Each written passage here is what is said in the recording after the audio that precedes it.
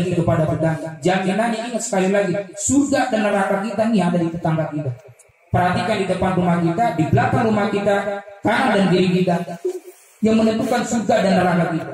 Udah dicontohkan tadi di hadis tadi bahwa ada seorang wanita alim ibadah tapi akhirnya ujung-ujungnya neraka. Nah, jemaah dimulai oleh Allah Subhanahu wa taala. Alhamdulillah pada kesempatan yang mulia ini insya Allah kita akan membahas dalam kitab Tanbihul Ghafilin. Di sini Pak ada satu bab yang sangat panjang menjelaskan tentang hakul jah, yaitu kewajiban atau hak dan kewajiban bertetangga. Nah, jemaah dimuliakan oleh Allah Subhanahu wa taala. Pak, bertetangga itu ternyata ada hak dan kewajiban. Apa salah satunya? Contohnya Pak, ada sahabat bertanya kepada Rasulullah, "Ya Rasulullah, inna fulanan taqumul laila wa tasumun nahar wa taf'alu wa tasaddaq wa tu'ti jiranaha bilisaniha." Ya Rasul, ini ada seorang perempuan ahli ibadah, malamnya tukang tahajud, siangnya tukang puasa, dan tiap siang dia itu rajin sedekah. Pokoknya ini wanita ahli soleh, ahli ibadah ya Rasul. Tetapi ini wanita terdengar oleh masyarakat, wa tu'ti jiranaha bilisaniha, ia pernah nyakiti tetangganya dengan lisannya. Ya Rasul, ini ahli ibadah tapi pernah tetangganya tersakiti dengan lisannya, dengan ucapannya. Maka Rasul menjawab, kata Rasul apa? La khaira fiha hiya min ahlinah. Wanita tersebut Pak, sama Rasul didikte, dia tidak memiliki kebaikan padahal dia adalah ahli neraka. Jadi apa maksudnya nih hadis yang kita ambil ini? Hati-hati Pak, kalau misalkan kita udah hebat puasanya, Senin Kamis gak pernah lewat, berjamaah gak pernah lewat, ngaji Quran tiap hari tiap malam, zikir apalagi, sedekah udah miliaran misalnya, udah hebat ibadah kita dengan Allah, tapi ada tetangga kita ternyata tersakiti, mungkin dengan lisan kita yang tidak sengaja atau sengaja. Hati-hati, bisa jadi tetangga kita ini yang akan menjerumuskan kita masuk ke dalam api neraka. Saking pentingnya kita bertetangga, jangan sampai mengganggu tetangga. Sampai-sampai sama Rasul dikatakan sehebat apapun ibadah seseorang, kalau tetangganya tersakiti, neraka bagiannya. Padahal udah bagus ibadah dengan Allah, tapi tetangga tersakiti, neraka. Naudzubillah. Lalu sahabat bertanya lagi, Pak, "Ya Rasul, wa fulanatun tusallil maktubah wa tasaddaqu bi aswari wa la tu'ti ahada." Ini ada seorang wanita ya Rasul, sholatnya cuma 5 waktu doang. Boro-boro qobliyah, ba'diyah, tahajud 2 enggak pernah. Ini sholatnya cuma 5 waktu doang. Dan sedekahnya juga ya Rasul, dia itu seadanya, enggak pernah gede-gede, paling goceng 10.000. Enggak pernah sampai 100.000. Ibadahnya biasa-biasa. Tetapi ya Rasulullah, wala tu'ti ahada, selama di dunia ini orang gak pernah ada tetangganya atau saudaranya tersakiti. Mungkin dengan status WA, mungkin dengan lisannya, mungkin dengan pandangan matanya. Maka seperti apa ya Rasul nih wanita tersebut? Maka Rasul menjawab, hiya min ahlil jannah, dia termasuk ahli surga. Bapak, apa yang mau kita ambil? Berarti kalau sederhana ibadah kita biasa-biasa, sholat cuma modal 5 waktu doang, misalkan di dunia Pak, kita ini ibadah nggak nemen-nemen, nggak kayak orang lain gitu, ngaji Quran ya cuma seminggu sekali, misalkan zikiran ya sepenuhnya, sedekah ya sepunyanya, tapi tetangga kita aman, nggak pernah tersakiti oleh lisan kita dengan pandangan mata kita, insya Allah Pak kita bakal jadi ahli surga. Maka surga dan neraka itu ternyata ada di tetangga kita. Hati-hati, stempel surga dan neraka ada di tetangga kita. Sebagaimana sikap kita baik kepada tetangga, berarti insya Allah kita mendapatkan stempel surga. Kalau misalkan kita hebat hubungan kita dengan Allah, luar biasa ibadahnya, nyari hati tetangga kita, sakit hati tetangga kita oleh kita, maka kita tidak mendapatkan stempel surga, malah mendapatkan stempel neraka. Naudzubillah min dzalik. pentingnya kita bertetangga. Maka Islam mengatur, Pak, diaturlah oleh Islam, yaitu ada beberapa kewajiban kita terhadap tetangga. Nah, jemaah yang dimuliakan oleh Allah Subhanahu wa taala, seperti apa, Pak, kewajibannya? Pertama, Nabi mengatakan al-jiranu salasatu. Tetangga itu ada yang punya 3 hak, ada yang punya 2 hak, ada yang punya 1 hak. Faminhum man lahu salasatu huquqin. 1, ada tetangga itu, Pak, memiliki 3 hak. Wa minhum man lahu haqqani. Yang kedua, tetangga itu cuma punya 2 hak. Wa minhum man lahu haqqun. Yang ketiga, tetangga itu cuma punya 1 hak. Apa maknanya, Pak? Tetangga yang memiliki 3 hak, yaitu yang pertama, 1, tetangga kerabat. Kerabat kita nih, misalkan yang masih saudara. Yang kedua, orang Islam, Muslim. Yang ketiga, tetangga. Jadi ada hak kerabat, ada hak Muslim, dan ada hak tetangga. Yang kedua, Pak, tetangga itu ada yang cuma 2 doang, yang Muslim dan tetangga. Berarti kita ini punya kewajiban kepada tetangga itu karena dia Muslim, dan yang kedua karena dia tetangga. Dan yang ketiga, Pak, ini ada yang punya 1 hak doang, yaitu tetangga doang. Kalau tetangga doang, ini yang misalkan kafir tinggi dalam artian non Muslim, tetap itu punya hak. Indahnya Islam, Pak, menebarkan rahmat ke seluruh alam semesta. Sampai-sampai kita punya tetangga, mau beda agama, mau Yahudi, mau Nasrani, wajib kita punya kewajiban kepada mereka, yaitu mereka punya hak dan kewajiban. Nah, jemaah dimuliakan oleh Allah Subhanahu wa taala, apa nih, Pak, di antara kewajiban kita terhadap tetangga itu apa aja? Sahabat bertanya kepada Rasulullah, "Ya Rasulullah, mahabbul jar." Apa ya Rasul haknya bertetangga itu?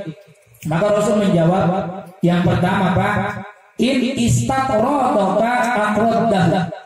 Kalau datang tetangga ke rumah kita mau minjem duit, kasih pinjam. Ngasih minjem uang ke tetangga itu adalah termasuk hak dan kewajiban, harus kita penuhi. Kalau enggak, dosa.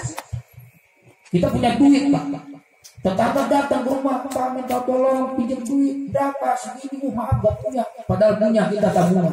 Karena emang pelit aja bawaan kita, nggak ngasih. Padahal pada ujungnya, pada dasarnya ngasih utang, nggak ngasih pinjaman, biasa-biasa aja. Ini mah kita emang pelit, padahal itu tetangga. Maka punya kewajiban, wajib ngasih pinjaman. Kalau nggak ngasih pinjaman, nanti dituntut di akhirat, dosa. Makanya ada amalan jahiliyah, kalau diamalkan oleh orang Islam, ini mulia sekali. Mulia sekali, akan diangkat derajatnya kita oleh Allah. Apa? Salah satunya nih, kalau kita ngedengar tetangga punya hutang, dia itu lagi kebingungan nyari duit kemana gitu, udah kebingungan. Terdengar ke rumah kita, "Pak, kenapa? Bangun bingung banget itu, kok lagi punya hutang nih, Pak. Saya mau dikejar-kejar debt collector." Kita nih sebagai tetangganya tahu, buru-buru kita membantu. Kita nggak punya duit, kita bantu nyariin pinjaman. Nih, Pak, saya nyariin dulu. Itu yang sampai segitunya ajaran Islam, Pak. Kalau ada tetangga yang misalkan ini punya utang, dia mau pinjam, wajib kita masih memberikan.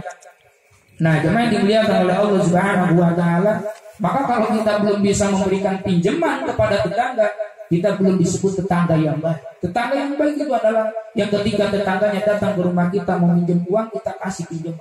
Jangan dulu suzon, wah, ini orangnya nggak pernah mau bayar atau sulit bayarnya, itu urusan belakang. Yang penting kita ini punya kewajiban sebagai tetangga yang diajarkan oleh Rasulullah. Datang dia mau minjem uang, kasih kita pinjaman. Urusan nanti dia bayar atau enggaknya, urusan dia dengan Allah dan dengan kita. Dengan Allah dalam artian tanggung jawab dia nanti diajar kalau dia nggak mau bayar. Nah, jangan dimuliakan oleh Allah Subhanahu wa taala. Itu yang pertama. Yang kedua, Pak, wa inda'aka ajabtahu, apabila tetangga memanggil. Maknanya kita manggil aja, memanggil misalnya, "Pak." Nah, kewajiban kita apa? Menjawab. "Pak, mau kemana?" "Oh, mau sini." Cuman kalau nanya, ya secukupnya aja. Misalnya, "Pak, mau kemana?" "Ke pasar." Udah cukup. Jangan kepo. Mau ngapain ke pasar? Nah, nggak boleh, jangan mau ditanya lagi.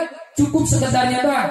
"Pak, mau kemana?" "Mau ke pasar." "Oh iya, silakan." "Dah, mau ngapain?"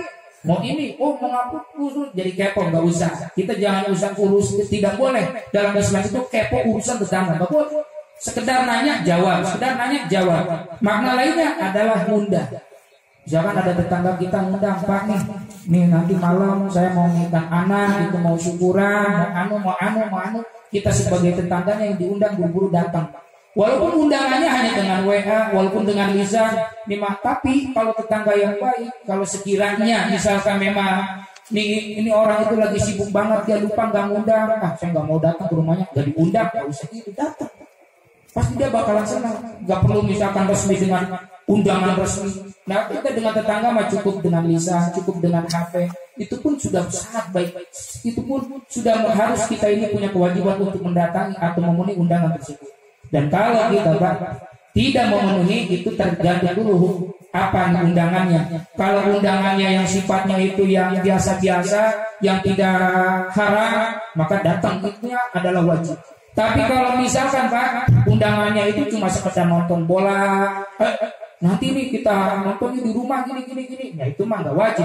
Undangannya dalam artian silakan terserah Bapak. Apalagi kalau undangannya haram, Pak nanti malam main ke rumah, ngapain kita gapleh? Wah, beda ceritanya itu, maka nggak boleh kita memenuhi undangan yang sifatnya berbau yang haram, itu nggak boleh. Jadi memenuhi undangan tetangga itu adalah salah satu kewajiban kita bertetangga. Selanjutnya, wa in marido uddahu, apabila tetangga kita sakit, ini mah nggak perlu diundang. Uddah, Nabi mengatakan, terdengar telinga kita atau melihat tetangga kita sakit, nggak perlu nunggu undangan. Si anu lagi sakit, datang kita menjenguknya. Itu salah satu kewajiban bertetangga. Pernah nggak kita begitu tuh?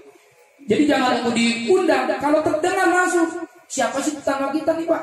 40 rumah ke belakang, ke depan, ke belakang, ke pinggir, sekeliling kita nih 40 rumah itu tetangga kita. Terdengar ada orang yang sakit di kampung BIP, berarti buru-buru kita datang ke rumahnya, kita menjenguknya. Nah itu salah satu kewajiban Islam atau bertetangga yang luar biasa ajaran Rasulullah kepada umat Islam. Nah jamaah yang dimuliakan oleh Allah Subhanahu wa taala, namun ada adabnya juga Pak. Kalau kita menjenguk orang yang sakit, kita ini ngapain di sana? Ya kita sekedar secukupnya mendoakan, mensupport. Jangan sampai gini, Pak, sakit apa? Sakit gigi. Wah, Pak, tetangga saya juga kemarin sakit gigi meninggal dunia. Jangan sampai gitu. Jangan sampai dia itu ditakut-takutin oleh lisan kita, nggak boleh. Jangan sampai gitu. Pak punya penyakit apa sih emang Pak? Asam lambung. Wah, kemarin saudara saya juga punya asam lambung meninggal dunia, Pak. Ya jangan. Ada mendoakan secukupnya saja gitu. Kalau punya makanan ya berikan makanan. Enggak punya makanan enggak ada kewajiban membawakan makanan. Enggak, yang penting menjenguk. Kita mempunyai rasa simpati. Oh ini saudara kita lagi kena musibah, dia lagi sakit, kita mendoakan mereka. Bahkan kalau pengen tahu Pak, duduk di taman surga itu gimana? Salah satunya duduk di tempat orang yang sedang sakit dan kita mendoakan mereka. Pahalanya seperti kita duduk di taman surga. Ketika kita menjenguk orang yang sakit dan mendoakan orang yang sakit, itu pahalanya seperti kita duduk di taman surga. Besar sekali pahala. Maka mudah-mudahan nih kita bertetangga nih, kalau ada tetangga nih, mulai sekarang yang sakit jangan nunggu diundang, buru-buru kita jenguk bareng-bareng gitu. Selanjutnya Pak, wa in ista'ana.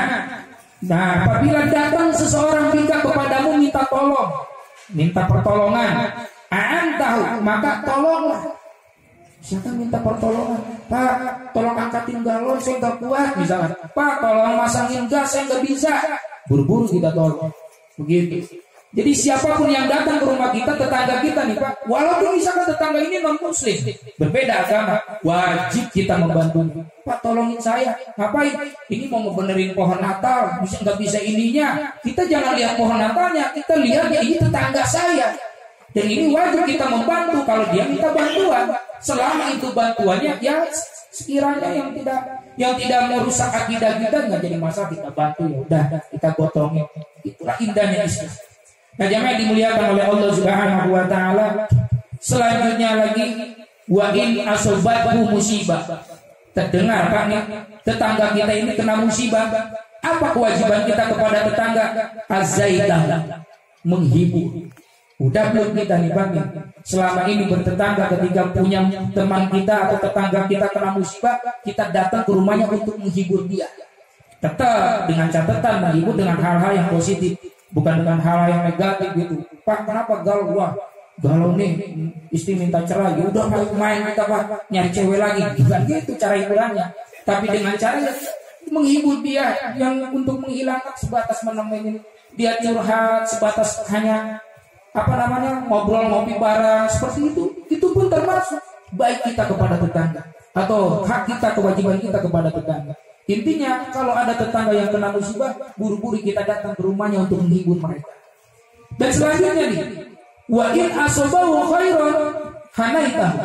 Apabila tetangga kita itu mendapatkan sesuatu yang baik, kabar baik, buru-buru kita itu beri selamat. Nih ada tetangga kebeli rumah, kebeli motor, kebeli mobil baru, kebeli apa, bisnisnya gold dan sebagainya.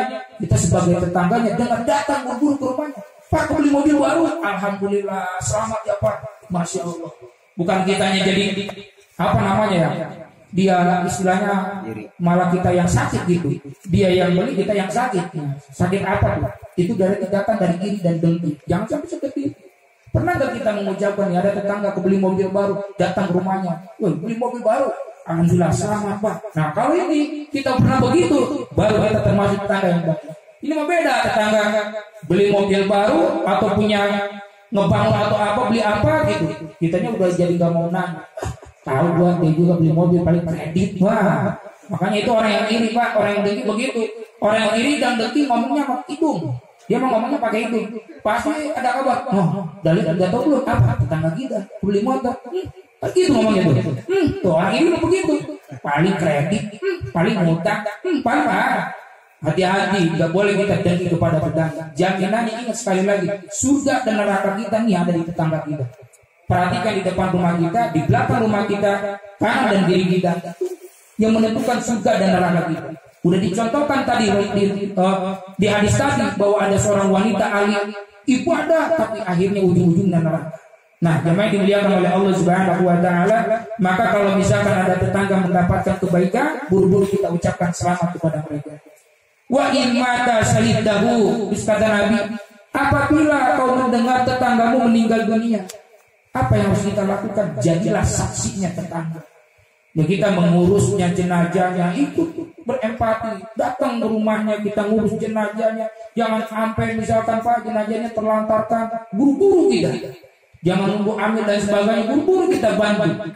Bahkan kalau hebat sampai ke makamnya kita anterin, sampai penguburannya selesai, sampai tahlilnya, 40-nya, 100 harinya, tahunannya, itulah baru kita tetangga yang baik. Nah, jemaah yang dimuliakan oleh Allah Subhanahu wa taala. Dan gimana kalau misalkan ini tetangga lagi nggak ada di rumah? Wa in goba habijat tahu, yaitu ketika misalkan tetangga kita itu keluar kota atau keluar kerja atau apa, nih kita ini punya kewajiban menjaga rumahnya. Jangan sampai misalkan nih pohon mangganya atau apanya ada kambing makan, buru-buru kita sebagai tetangganya kita jaga rumahnya, bahkan keluarganya. Bukan hanya sekedar rumahnya, keluarganya, istrinya, anaknya, tanggung jawab kita. Misalkan dia pergi kemana gitu, di rumah ada anaknya, ada pembantunya, ada harta tinggalannya, kita sebagai tetangga ini harus bisa menjaganya. Jangan nyampe kita ini dongking banget gitu. Misalkan karena tetangga punya pohon apa gitu, ada kami makan, habis tuh makan malah dihancur-hancurin nama kita juga. Jangan gitu, jangan sampai begitu. Justru kita yang ngusir kambingnya, kita jaga rumahnya, kita jaga pohonnya, kita jaga semuanya. Itulah tetangga yang baik. Nah, jangan dimuliakan oleh Allah Subhanahu wa taala. Bahkan ini Pak, wala kalimatnya jangan kau nyakitin. Bikotari kodwika dengan bau masakannya. Masya Allah. Pantesan nih kata ulama sufi begini. Kata ulama sufi Pak, musik yang haram itu yang apa sih dalam Islam? Musik yang haram itu adalah sendok garpu yang bertemu dengan piring di meja makanmu, sedangkan tetanggamu kelaparan. Kita makan kotrek, padahal tetangga kita kelaparan. Itulah musik yang haram. Apa? Engkau makan tapi tetanggamu kelaparan. Terdengar suara sendoknya dengan piringnya beradu, terdengar oleh tetangga yang sedang kelaparan. Itulah musik yang haram. Kata ulama sufi. Ternyata ini tafsiran dari hadis. Kata Nabi, jangan engkau menyakiti tetangga dengan bau masakan. Kecuali kalau engkau mau memberikan makanannya, illa antuh dia. Kecuali kalau engkau mau memberikan makanan. Dalam artian nih Pak, kita kalau mau pelit jangan sampai tutup makanan yang ada di rumah itu tercium oleh tetangga, sembunyikan. Kalau mau pelit begitu, tapi kalau misalkan sampai tercium bau masakan kita, kita wajib memberikan makanan kepada tetangga kita. Nah, apalagi kalau misalkan menyakiti dengan bau masakan kita. Nah, jemaah yang dimuliakan oleh Allah Subhanahu wa taala, itulah salah satu di antara kewajiban-kewajiban bertetangga yang ada di dalam kitab ini. Dan ada tambahannya dalam kitab lain, tis'atu wal aziru Allah tutila bina'aka alaihi illa bitaibatin min nafsihi. Ini tafsirannya banyak. Jangan engkau membangun bangunan lebih tinggi daripada bangunan tetanggamu kecuali dengan cara yang baik. Silakan Bapak mau misalkan ngebangun di sini mau sampai 2 tingkat, 3 tingkat, tapi dengan cara yang baik. Kalau tidak dengan cara yang baik, jangan. Kata Nabi nggak boleh. Maksudnya apa? Tetangga kita mah rumahnya, wah apa adanya. Itu nih sampai 3 tingkat, sampai 5 tingkat, sampai nih tetangga kita nggak kebagian sinar matahari gara-gara rumah kita. Atau gara-gara pohon kita nih mengganggu tetangga misalkan. Sampai tetangga kita ini nggak kebagian sinar matahari. Sampai aduh di rumah saya nggak ada mataharinya, habisnya sama bangunan tetangga. Jangan sampai begitu. Jadi bukan kita nggak boleh ngebangun rumah tinggi-tinggi, silakan tapi dengan cara yang thayyib. Dengan cara yang thayyib, jangan berlebihan. Beda jangan sekarang Pak, mentang-mentang tanahnya, di berita-berita banyak tuh, sampai dipegat, sampai dibangun, sampai orang nggak punya jalan dan sebagainya.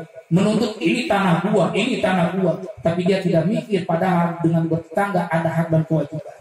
Nah, jamaah yang dimuliakan oleh Allah Subhanahu wa taala, itu di antara kewajiban kita bertetangga. Dan selanjutnya nih Pak, orang yang suka nyakitin tetangga ini disatukan oleh Rasulullah dalam hadis yang lain, termasuk kepada 7 golongan yang bakal dimasukin ke dalam neraka, bahkan di hari kiamat sama Allah gak dilihat. Sampai-sampai Allah mengatakan kepada 7 golongan ini, udkhulun nar ma'ad dakhilin al-fa'il wal maqul. Nah Pak, siapa